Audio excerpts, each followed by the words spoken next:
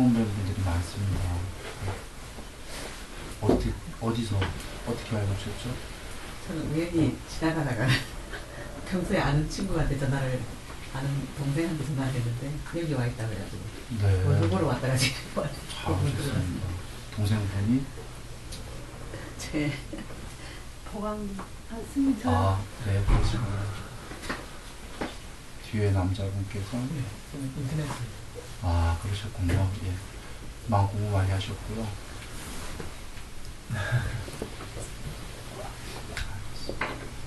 무슨 일 있었어요?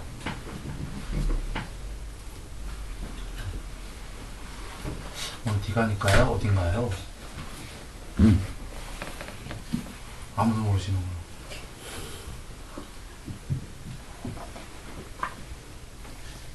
적어놨는데요.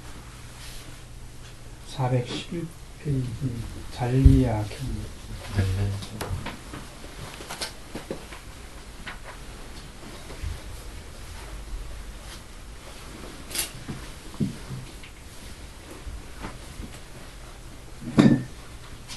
굉장히 짧은 문장이네요. 예, 어느 분 한번 읽어봐 주시겠습니까? 잘리아경 생명과 몸은 같은가 다른가. 이와 같이 나는 들었다. 한때 세종께서는 꼬산디에서 고시타 원룸을 머무셨다.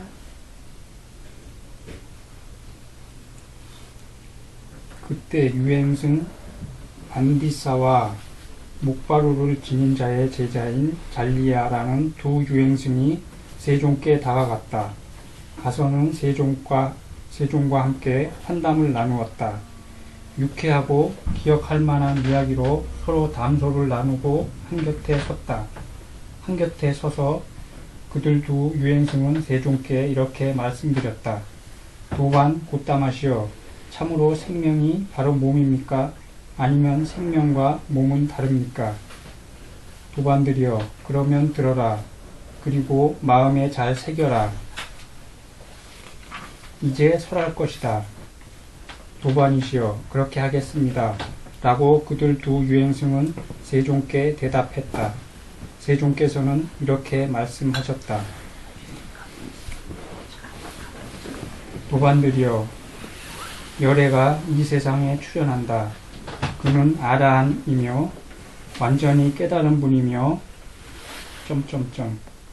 그는 법을 설하여 더할 나위 없이 완벽하고 지극히 청정한 범행을 드러낸다. 이런 법을 장자나 장자의 아들이나 다른 가문에 태어난 자가 듣는다. 머리와 수염을 깎고 물들인 옷을 입고 집을 떠나 출가한다. 그는 이와 같이 출가하여 계목의 단속으로 단속하면서 머문다.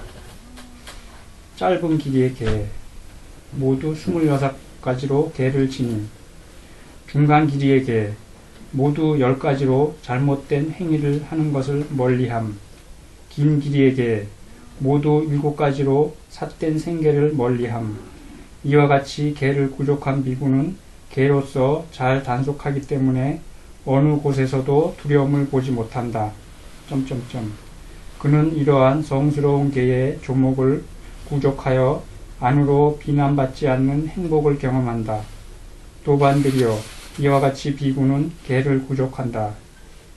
비구는 감각의 대문을 잘 지킨다.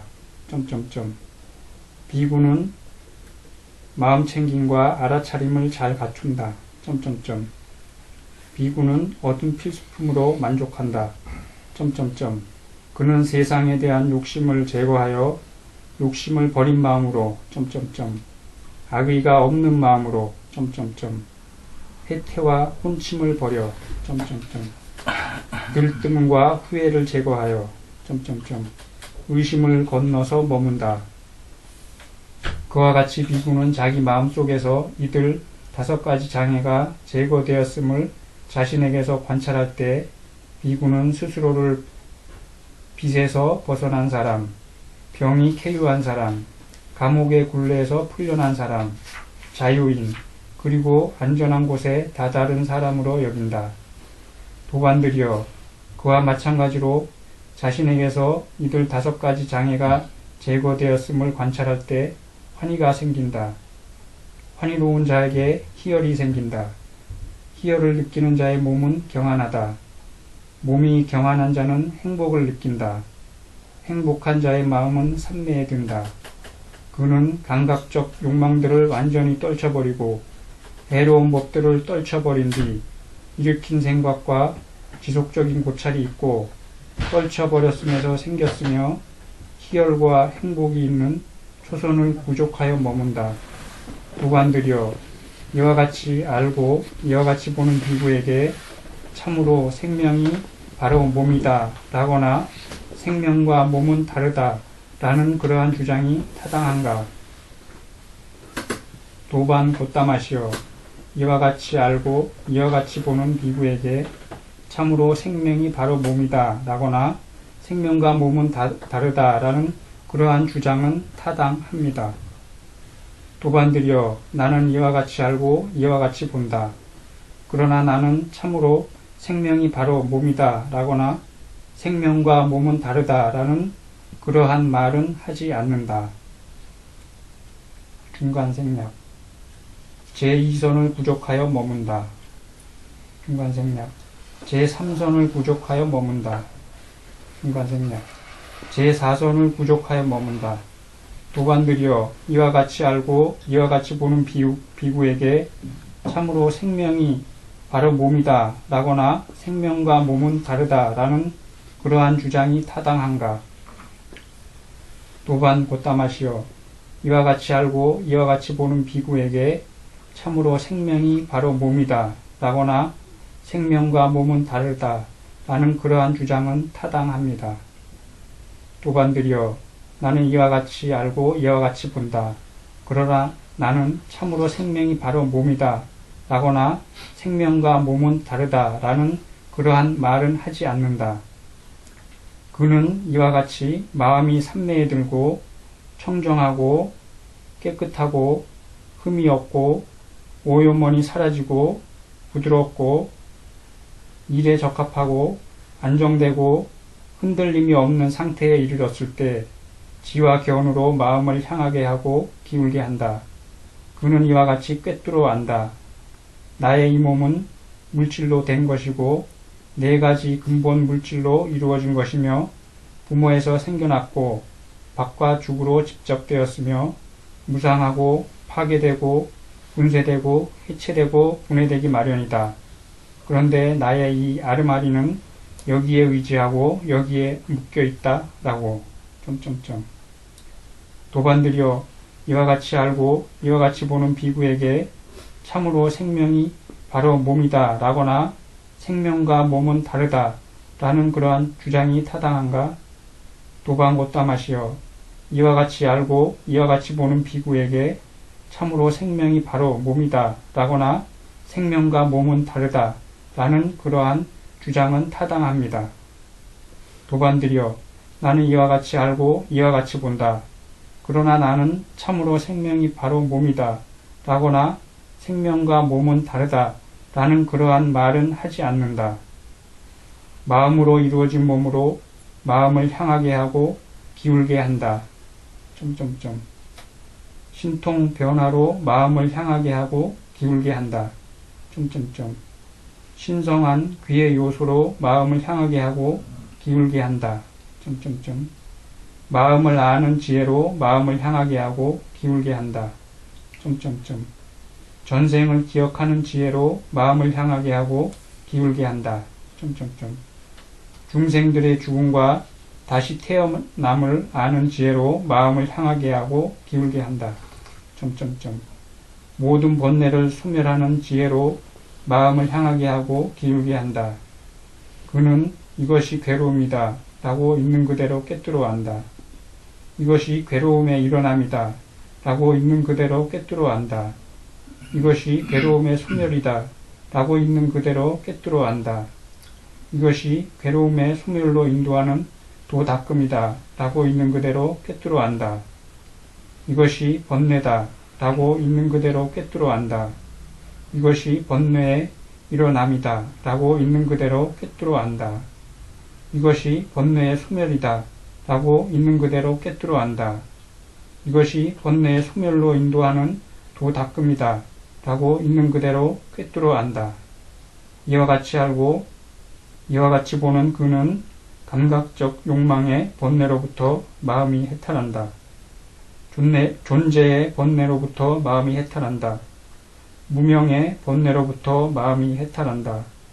해탈했을 때 해탈했다는 지혜가 있다. 태어남은 다했다. 청정 범행은 성취되었다. 할 일을 다해 마쳤다. 다시 어떤 존재로도 돌아오지 않을 것이다. 라고 꿰뚫어 안다. 도반들이여, 이와 같이 알고 이와 같이 보는 비구에게 참으로 생명이 바로 몸이다 라거나 생명과 몸은 다르다 라는 그러한 주장이 타당한가? 도반고따마시여, 이와 같이 알고 이와 같이 보는 비구에게 참으로 생명이 바로 몸이다 라거나 생명과 몸은 다르다 라는 그러한 주장은 적당하지 않습니다.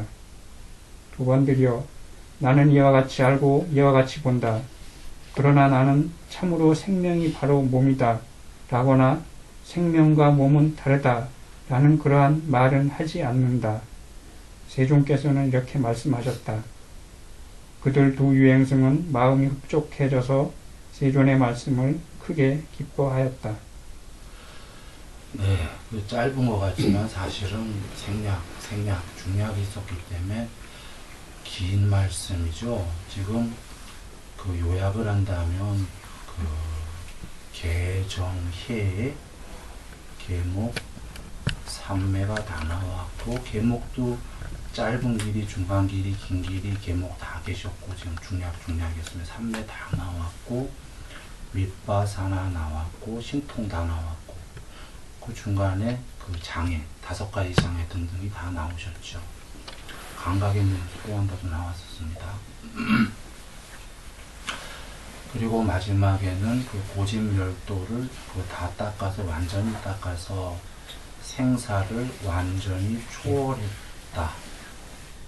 모든 번뇌를 멸하였다. 해탈하셨다. 라고 나왔어요. 근데 그 지금 질문자가 그 몸과 생명이 같은가요, 다른가요가 그 궁극의 해탈 전까지는 그래도 계속 질문할 수 있다.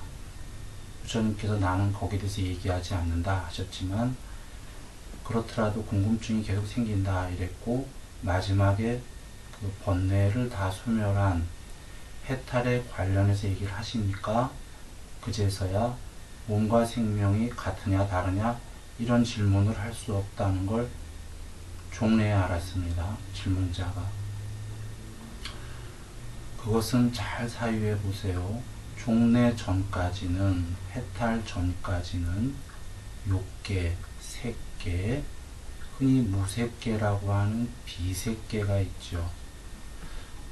못 들은 분들을 위해서 한번 정리하겠습니다. 욕계는 지금 우리처럼 우리 같은 지금 지옥, 축생, 아귀, 사람, 그 다음에 신들이 여러 레벨이 있죠. 욕계 불교에는 도솔천, 도리천, 타화자지천 등등 많습니다. 거기에 천국의 신들도 우리처럼 사람 모양의 신들, 이것이 욕계고, 욕계는 감각적 욕망의 세계라고 하셨죠. 부처님께서. 감각적 욕망들이 많은 존재다. 아까 3가지 세계 중에 제일 낮은 세계가 우리가 있는 욕계이다 이러셨습니다. 그리고 나는 이익 볼게 그대는 손해봐라의 세계라고도 하셨어요. 즉 모두 욕망이 있기 때문에 나는 이익 볼게 그대는 손해봐라가 대체적인 세계다. 이 세계에서 나도 이익 볼게 그대도 이익 보아라 한다면은 이 세계에서 높은 존재가 되는 거고요. 나가 손해볼게 그대가 이익을 보세요 라고 하면은 그이가 살아서 이미 욕계가 아니라 색계 이상의 신이 되는 거죠. 색계는 그 몸이 빛의 몸이라고 그러셨죠. 부처님께서. 광명. 몸이 빛의 몸인데 그 색계도 천국이 많은 것이 있죠. 초선천, 이선천, 삼선천, 사선천 해갖고 그러한 색계에 여러 천국이 있다. 빛의 몸이었다가 언제든지 사람 모양으로 화신을 할 수 있다 이러셨죠. 흔히 무색계라고 하는 비색계는 빛도 없다 그러셨죠. 형체가 아예 없는 순수 의식으로 이루어졌는데 그래도 동료들이 있는 세계다. 즉 완전한 전체로 편재한 게 아니라 형체가 없는 것 같지만 공도 여러 레벨이 있다 얘기 드렸습니다. 미세하게나마 그 산야가 남았기 때문에 아직 동료들이 있는 세계. 이 위로 갈수록 지고스럽고 지복이요 생명도 수명도 길지요. 그래서 경에 의하면은 비색계의 형체 없는 순수의식의 신들은 6만 겁이 넘어요. 수명이 한 겁은 한 우주가 생기고 멸하는 시간이다. 6만 개의 우주가 생기고 멸하는 시간보다도 수명이 높다, 길다. 그럼에도 불구하고 그 시간이 지나면은 그 비색계의 신들마저도 다시 수명이 다해서 윤회한다 이러셨어요. 이것이 세 가지의 세계, 크게 보면 3계. 그렇지만 아까도 얘기했듯이 이 세 가지 세계 안에 또 각각의 많은 그 층차의 세계들이 있는 겁니다. 지금 이 세 가지 세계 안에서는 생명이 몸과 같은가요? 또는 생명이 몸과 다른가요? 라는 질문이 성립될 수 있습니다.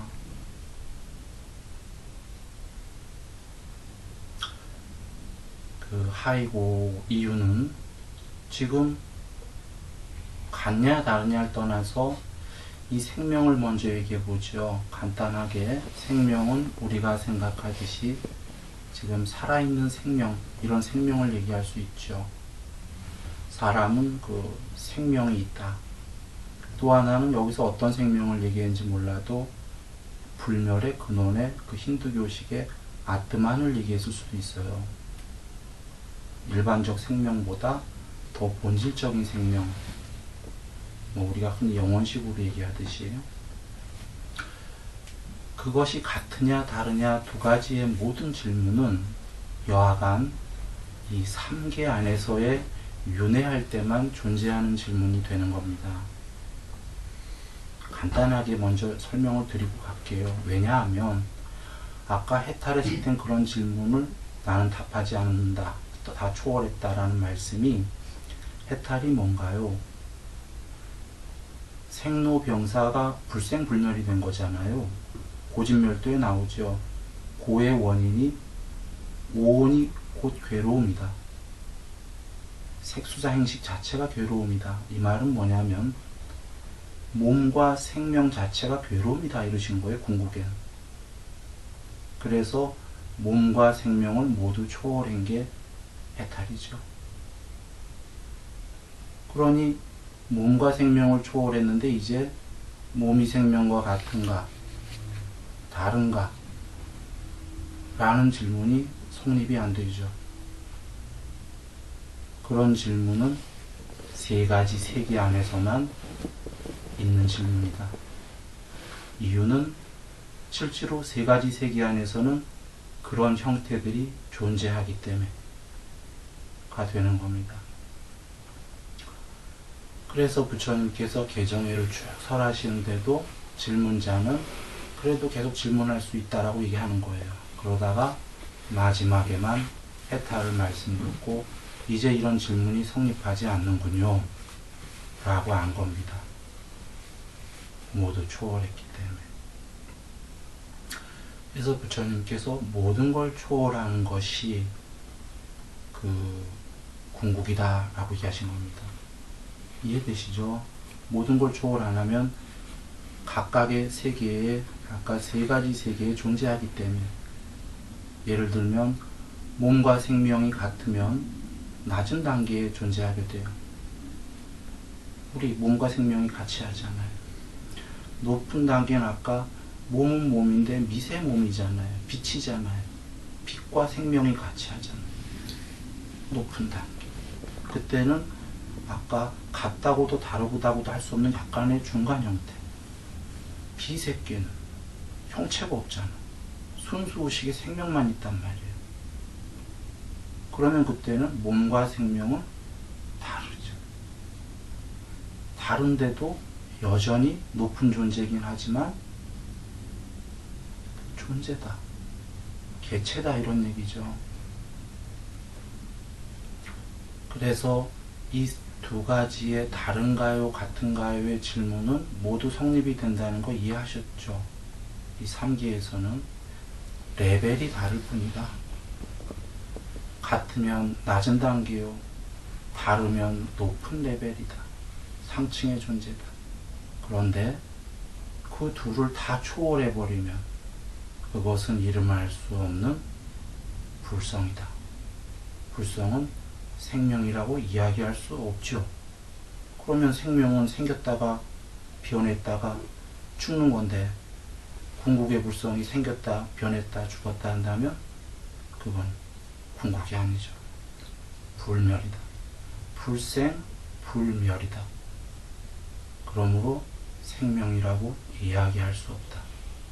그것도 초월해 있다가 되는 겁니다. 지금 얘기 드린 게 일단 먼저 이해돕기 위해서 통론을 얘기 드렸어요. 즉, 그러면 부처님께서 이 짤리아경에서 쭉 설하신 게 이제 이해되셨을 거예요. 같으냐 다르냐 계속 질문자가 여쭙는데 계속 개정이랑 공부 방법 얘기하셨잖아요. 이게 뭐였어요? 계속 상층의 존재가 되는 방법을 설하셨잖아요. 지금 개정에 설하신 수직에 점점 더 상층의 존재, 쉽게 얘기하면 신, 높은 신, 이렇게 상층의 존재가 되는 걸 순차적으로 설하셨던 거예요. 그래서 계목을 이렇게 하면 상층이 된다. 삼매를 이렇게 하면은 삼매가 더 깊을수록 더 신의 존재가 된다. 본성이 더 드러날수록 더 상층의 존재가 된다. 그러면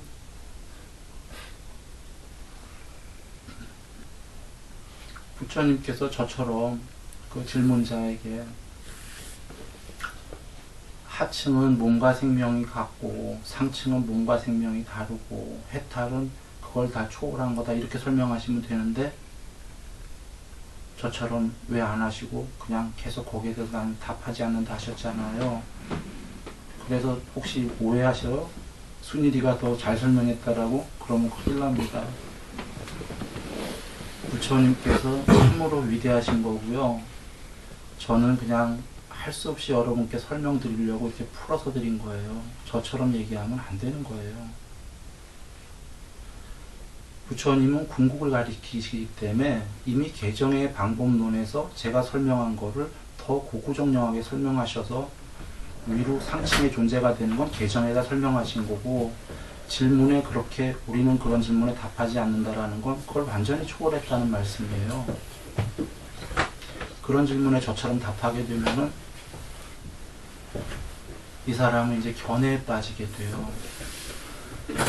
이겨낼까 저겨낼까, 이 세 가지 견해나 있대. 헷갈린다. 부처님께서는 모든 견해를 버리라고 하셨죠. 초월하라고. 그래서 사종견, 네 가지 종류의 견해가 있다라고 하셨어요. 그것은 비유하겠습니다. 질문자가 부처님께, 부처님 운명이 맞나요? 아니다. 비운명이 맞나요? 아니다. 운명과 비운명 둘 다가 맞나요? 아니다. 운명과 비운명 둘 다 아닌 것이 맞나요? 아니다. 질문자가 그래서 여디어 그러면 당신은 아무것도 모르시는군요. 부처님께서 말씀하시길 나는 진정으로 그 모든 것을 다 아는 자이다. 그러면 당신은 아니다 아니다 하면서 무엇을 설하십니까? 나는 중도를 설한다. 지금 이 아니다고 하신 이유가 아까 질문자가 운명이 맞나요? 라는 질문이 뭐냐면 이 세상은 운명으로만 이루어진 것인가요? 라고 여쭌 거예요. 아니다. 비운명으로만 이루어졌나요? 아니다. 둘 다로 이루어졌나요? 이건 맞거든요. 근데 아니다 하셨어요.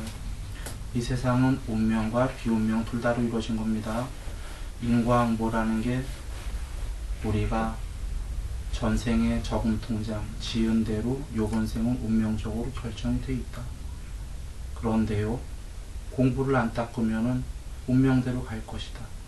그렇지만 마음 공부를 개정해를 닦으면 비운명이 된다. 운명이 비운명으로 바뀐다. 이래서 둘 다로 이루어진 거거든요. 잘 아시다시피 소금덩이경에 계시죠? 요 한 컵에 물에다가 소금을 타면 마실 수 있겠는가? 짜서 마실 수 없사옵니다. 갱지스 강에다가 우리나라로 하면 한강이 되죠. 한강에다가 소금을 한 숟가락 넣는다면 마실 수 있는가? 짜지 않기 때문에 마실 수 있습니다. 부처님께서 제자에게 그와 같이 개정해를 닦는 사람은 마음이 사무량심이 되기 때문에 여기 두 사람이 있다. 둘 다 지은 죄가 있어서 지옥 가야 마땅한데 한 명은 아무것도 안 하기 때문에 운명적으로 지옥을 간다. 이 사람은 개정해를 닦았기 때문에 마음이 겐지스강처럼 돼갖고 마음이 넓어져갖고 원래 지옥 가야 마땅한데 아주 작게 맞고 만다 그러셨죠. 받긴 받는다고 그러셨어요. 응보를. 돌멩이 맞고 말든지 이러는 겁니다. 지옥 갈 거. 그런데 그와 같이 이 세계는 운명과 비운명, 컴퓨터의 이진법, 음양처럼 그렇게 두 개로 이루어진 게 맞는데 세상이 만들어지려면, 모양이 만들어지려면 무조건 기본 단위가 두 개가 있어야 됩니다. 음과 양이. 그런 것처럼 운명과 비운명이 맞는데 부처님께서 아니다 하신 이유는 운명과 비운명을 초월한 것이 있기 때문이에요. 그것이 뭐냐면 아까 룹비노의 반대말인 아룹비노라는 비세계입니다. 형체 없는 순수의식의 동료들이 있는 세계. 그래서 아니다 하시니까 똑똑한 그 질문자는 카사파는 또 이렇게 여쭈었죠.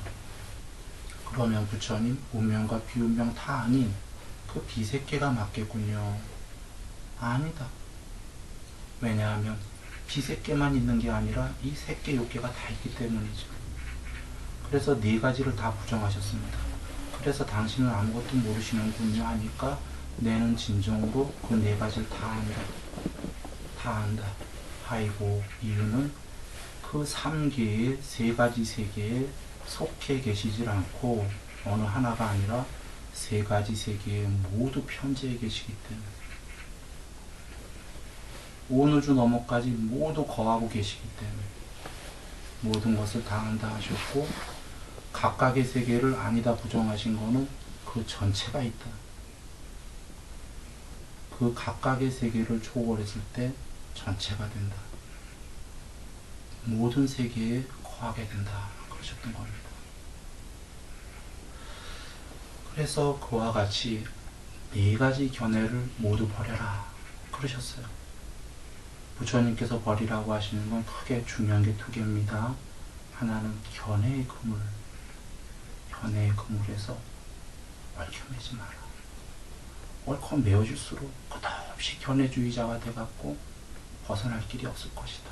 비유컨대 물고기가 그물에 걸려갖고 퍼덕거릴수록 자꾸 올가매지는 거죠. 산짐승이 올문과 뭐 이렇게 덫이 있죠. 거기에 걸려갖고 퍼덕거릴수록 다리는 잘라지는 겁니다. 수렁에 빠진 사람이 과학적으로 살려고 그러면 가만히 있으면 더 이상 빠지진 않는데요. 나올 순 없지만. 근데 수렁에 빠진 사람이 퍼덕거리니까 점점 밑으로 들어가는 거다. 견해의 그물에 빠지지가 않아. 그래서 공산주의, 자본주의 할 거 없이 견해에 빠지면 견해주의자가 뭐냐면 견해 있고도 나란 소리니까 반대 견해가 오면 싸움할 수밖에 없죠. 모든 견해를 버린 사람은 그 시대적 상황의 소명에 맞게, 문화적 배경에 그 사람들에 맞게 어떤 주의건 쓸 수가 있다. 견해건. 견해를 다 버린 사람은 견해를 쓸 줄 모르는 게 아니라 어디에건 맞추어서 합리적으로 견해를 쓸 수 있다. 그런데 견해주의자는 자기 견해만 빠져갖고 다른 사람이랑 싸움을 한다. 작게는 그런 거지만 크게도 그 견해가 있는 한 욕계를 벗어날 수 없을 것이다. 색계에 있다면 색계를 못 벗어난다. 비색계, 모든 견해를 버려야지만 그것이 마음 공부의 출발이 된다. 그 다음에 산야를 버려라. 견해와 산야를 버려라. 이 산야는 설명하려면 제가 길기 때문에 그냥 여기서 약하겠습니다. 그래서 그와 같이 이 견해 때문에 우리가 그렇지 않아도 싸움이 많은데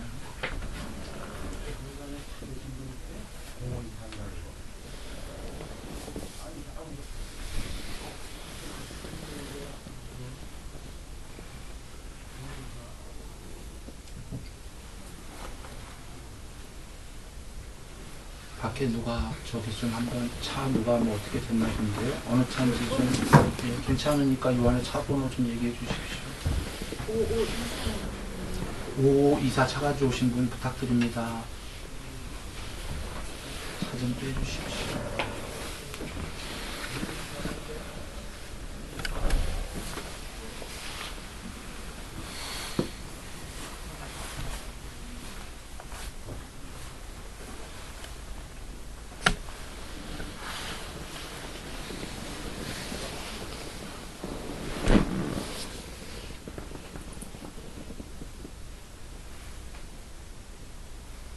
그리고 또 다른 경우에서 누가 여쭙거든요. 부처님, 저처럼 공부에 초심자도 공부가 많이 안 돼도 견해를 어떻게 다 버릴 수 있을까요? 하시니까 부처님께서 이렇게 사종견이 있는데 이와 같은 이해를 한다면 견해를 버리기가 쉽다 이러셨거든요.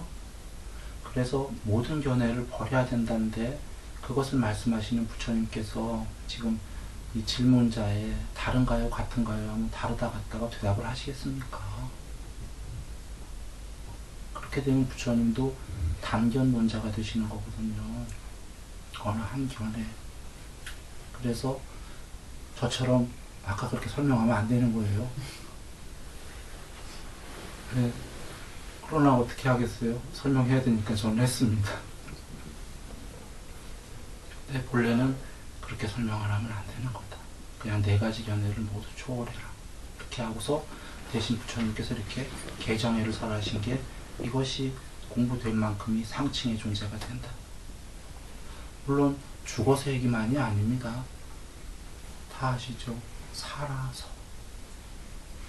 죽어선 당연히 그 세계에 가게 되고 상층에 살아서부터 이미 그 갈 곳에 존재가 된다. 이것이 마음 공부의 진실입니다.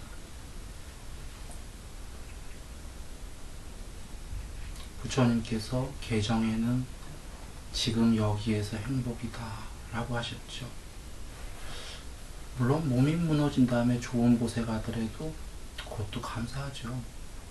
그런데 문제는 사실은 지금부터 공부가 좋아야 되는 거 아니겠어요, 우리가?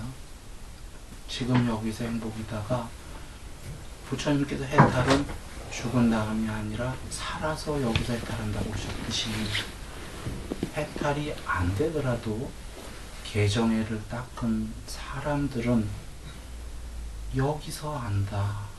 아까 경안도 나오고 그랬죠. 여기서 온 몸과 중간 단계만 해도 온 몸과 온 마음으로 행복하다.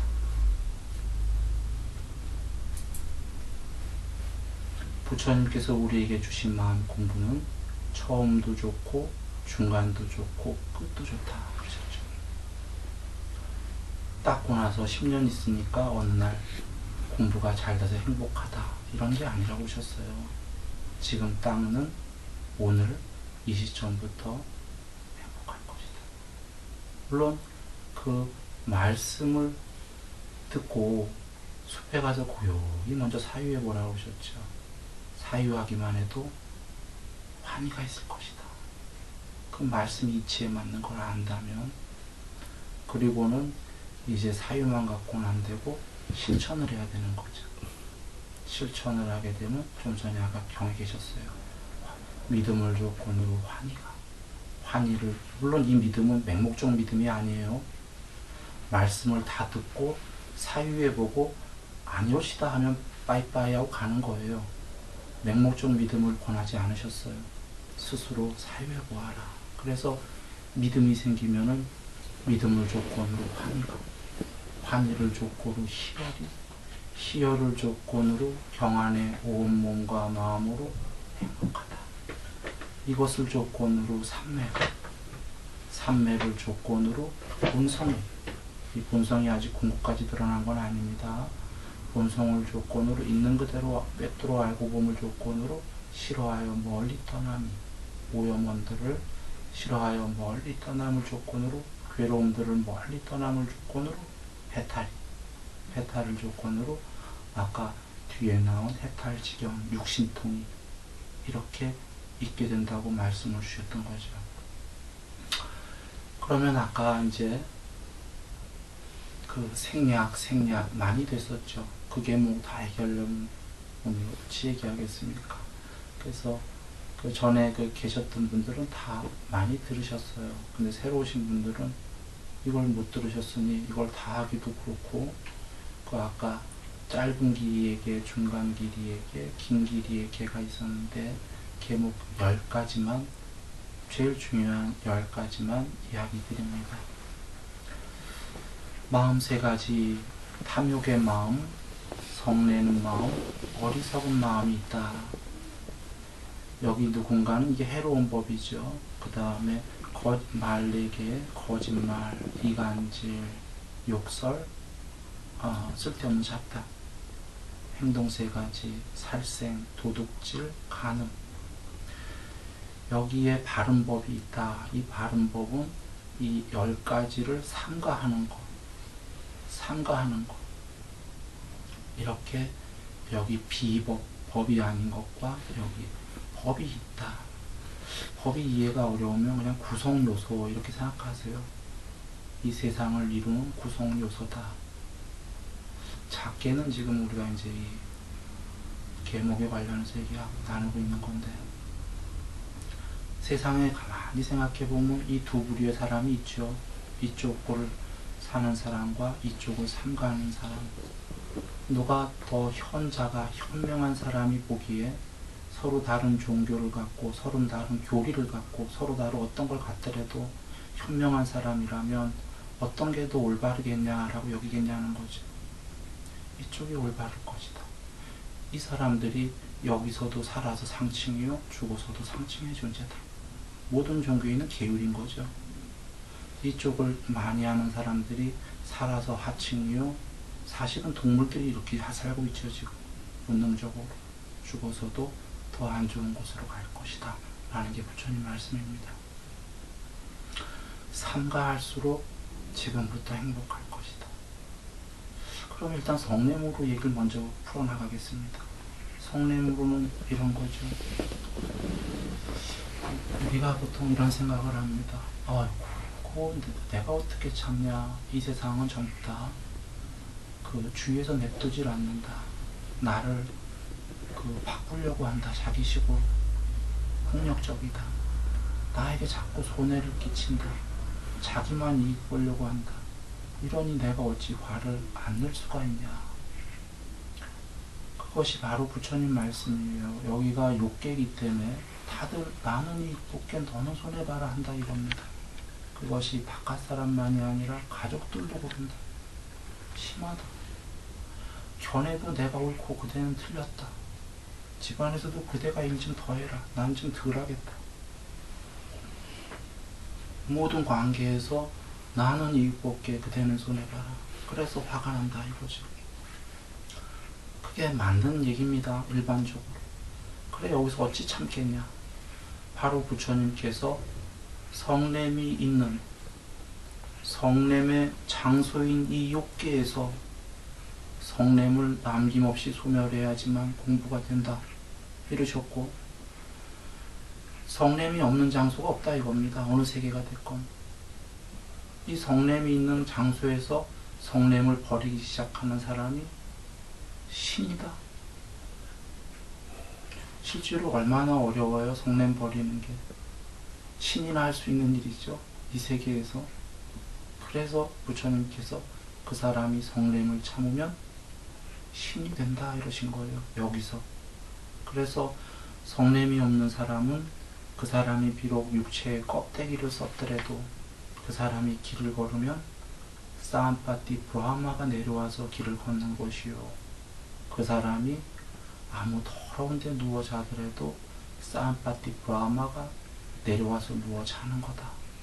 사암파티 브라마라는 건 이 욕계의 유일신입니다. 유일신이라니까 크다가 아니라 이 우주는 불교에서 작은 겁니다. 우주의 유일자입니다, 사암파티 브라마가. 그래서 더 큰 세계를 부처님 말씀하신 건데, 그렇지만 이 욕계의 유일자인, 우리가 한자로는 제석천왕님이라고 하는 분입니다, 사암파티 브라마가.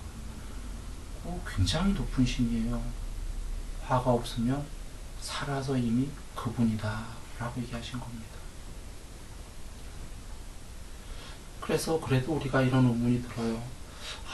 이해는 했다. 이해는 했는데 그래도 힘들지 않는가? 힘들어요. 그런데 먼저 사유를 이렇게 해야 되는 겁니다. 이 세계에서 화를 피할 곳은 없다는 걸 이해해야 돼요. 섬으로 도망가는 수밖에 없어요.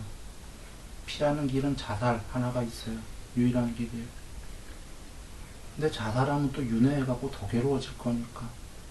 또 하나의 길은 어디 아무도 없는 데로 도망가는 거다. 혼자 산다. 근데 이거는 피할 길이 못 되는 게, 화가 내면에 있는 사람이 피해서 사람이 하나도 없어 보여.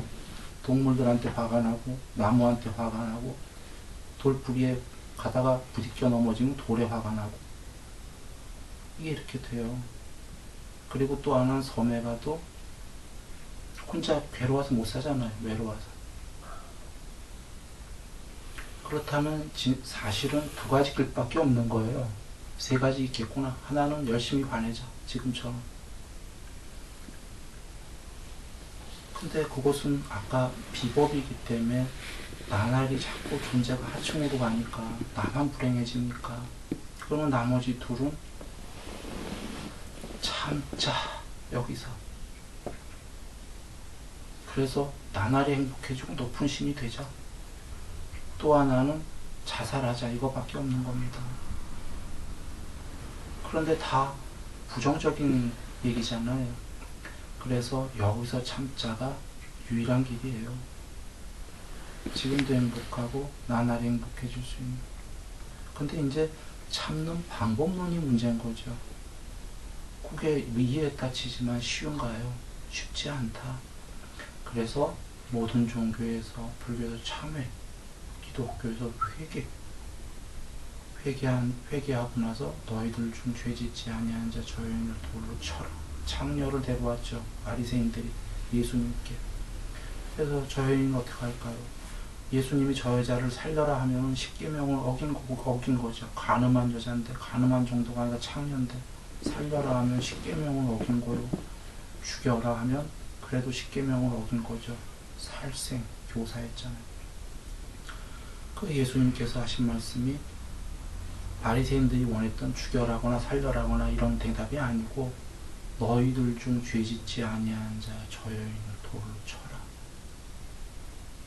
우리 중에 죄짓지 아니한 사람이 누가 있겠습니까? 우리가 세상을 향해서 갈 수 있는 거는 내 성냄을 안으로는 참고 밖으로 남을 도우러 가는 거예요. 그런데 안에서 사람들을 가족이요 혹은 조직이요 이 안에서 바꾸려고 하는 게 아니다. 우리가 할 수 있는 최선은 그냥 돕는 거다 해요. 다 알게 모르게 죄졌는데 누가 누굴 바꾸겠어. 겨 묻은 개와 뭐 묻은 개 뭐 이런 얘기들 있지 않습니까? 똥 묻은 개. 저희 불교지만 예수님 말씀, 예수님이 헐벗고 광야에 나섰잖아요. 이유는 사랑 때문에. 부처님께서도 완전히 아무것도 본인을 위해서 안 하시고 세상에 대한 연민을 갖고 그러셨고, 저희 순일선원도 완전 무료 아닙니까?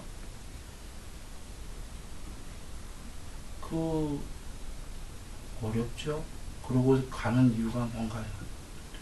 지금 여기 순일선원에 지금 이렇게 많은 지금 여러 가지 도움을 주고 있는 분들은 전부 다 성자의 길을 가고 있는 거예요.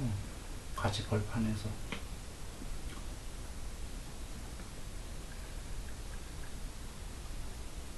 그렇게 그 길을 가는 사람들은 조건 없이 도와야 됩니다. 아까들.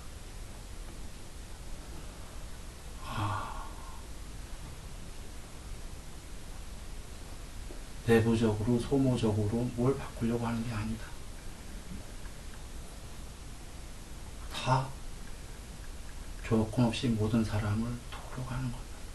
지금 예수님께서 그 바리새인들에게 너희도 죄졌는데 창녀한테 왜 그러냐. 물론 바리새인들은 겨 묻은 정도일 거예요. 겨 묻었다.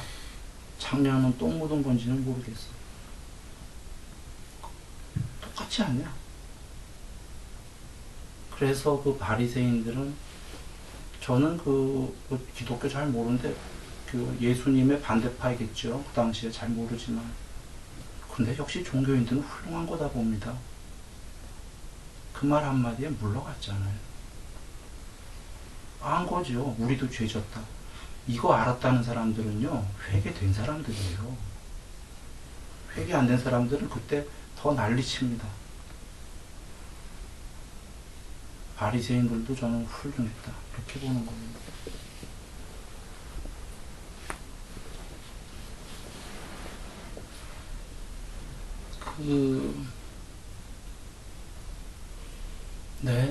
돌아가서 바리새인들이 그렇게 예수님 못살게 굴렸다가 바로 한마디에 돌아갔듯이 이 모든 종교의 세계는 회개와 참회는 중요한 겁니다.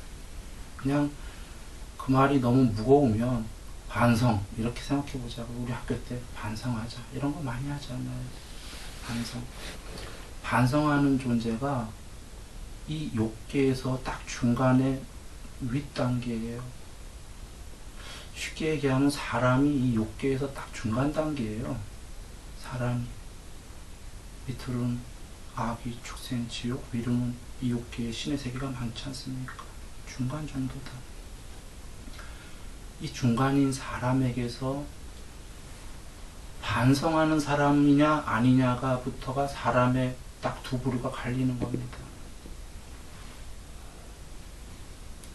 반성할 수 있는 사람은 나날이 행복해질 것이요, 반성하지 않는다라는 것은 본능대로 산다는 의미이기 때문에 나날이 밑으로 갈 거잖아요.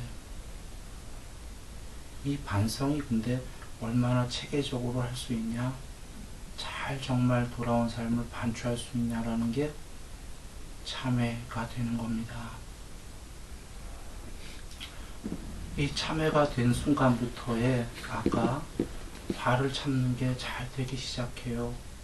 참회가 안 됐을 때는 화를 참으면 병이 돼요. 정신병 돼요. 우라병 되고. 참아야 될 이유를 모르기 때문인 거예요. 그 사람의 잘못이라기보다는 그 사람은 화가 위험한 거를 배운 적이 없어요. 그냥 화내면 괴롭다는 건 아는데, 그런데 참회를 통해서 불법에 대한 이해를 한 사람은 이제 화를 참으면 우라병, 정신병이 되는 게 아니라 승화되기 시작합니다.